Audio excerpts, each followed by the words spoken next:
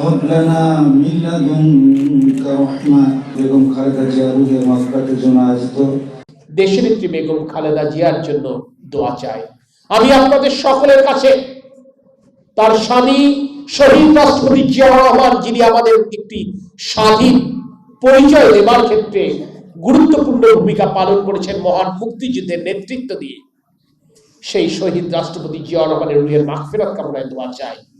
তাই আমি জিয়াউর রহমান এবং বেগম খালেদা জিয়ার সন্তান তারেক রহমান, যার বাবাও নেই, যার মাও নেই, আজকে আপনারাই বাবা মা, আমি তার জন্য আপনাদের কাছে দোয়া চাই। বাংলাদেশে একটি মাত্র মাদ্রাসা শিক্ষা, কিন্তু আমাদের একজন নেতার অভাব, যার প্রতি সকলে আস্থা রাখতে পারে এবং বিশ্বাস রাখতে পারে এবং যার চিন্তাশীল মন অনেক দূর পর্যন্ত চিন্তা করতে দেশটাকে গড়ার একটা স্বপ্ন আছে। কিন্তু বিএনপিকে গড়ার স্বপ্ন থেকে বাংলাদেশকে গড়ার চিন্তা স্বপ্নটা বেশি।